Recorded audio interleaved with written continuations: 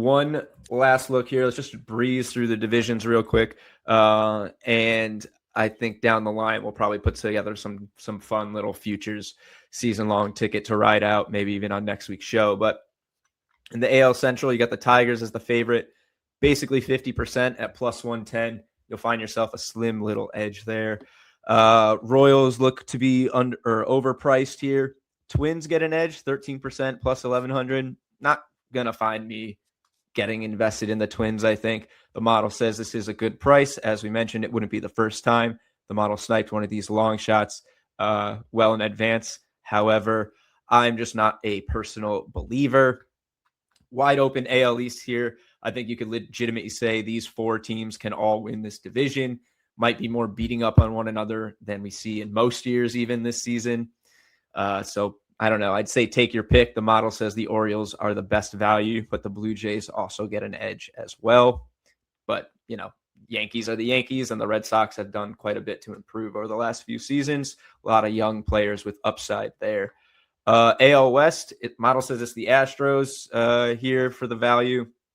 Not uncommon. The model kind of loves the Astros, even when the world of baseball was kind of looking at them as possibly being behind the dynasty. The model still found favor in them, and they've continued to show that they are still a contender.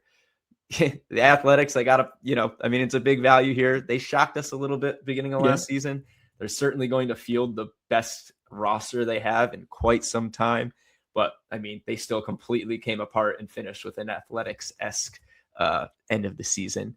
That's really all I can say about the A's. But yeah, they'll be exciting. Don't be surprised. Don't be surprised if they're at least a little bit better. Win the division better? I don't know. But, maybe they win 50 to 60 games. Here in the NL Central, this is why I wanted to come back to the Cubs. This is where you're getting I don't know if I'd say the best value given the discrepancy in the odds from World Series and NL. But look at this probability difference here. 37% greater than the Brewers to win the division, almost 58% plus 110. That's just huge, a huge edge for a very solid, 1 unit straight bet on the Cubs to win the NL Central. No value amongst anybody else here, except for the Cardinals. But I would not pay much attention to the Cardinals, especially after losing their best player.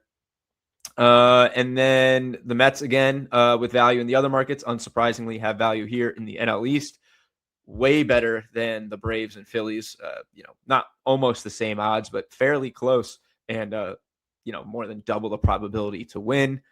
You can write off the Marlins and Nationals, I think, safely here. And then in the NL West, I wouldn't touch this with a foul pole. If the Dodgers don't win this, it will be by some freak miracle, basically. The entire roster is injured. Shohei Ohtani is banned for gambling or something. But I would say good luck picking, between the Diamondbacks, Padres, and Giants at this particular juncture, who's going to take that spot. And even still, it's very possible all these teams just aren't good enough, even if the Dodgers are a 90-win team. So staying away from that one for me. And, I don't know. Let's watch the Rockies, see if they can be even worse this year. Another tough year for the Rockies. Yeah, unfortunately. Assuredly so. Yeah. Okay, so that covers a deep dive into the first drop of the MLB futures for the year. You can have a look at that all on diamonds.com. Unlimited access if you're a Diamonds Pro subscriber. Jump into there and we'll be chatting all about that on the Diamonds Pro Discord as well.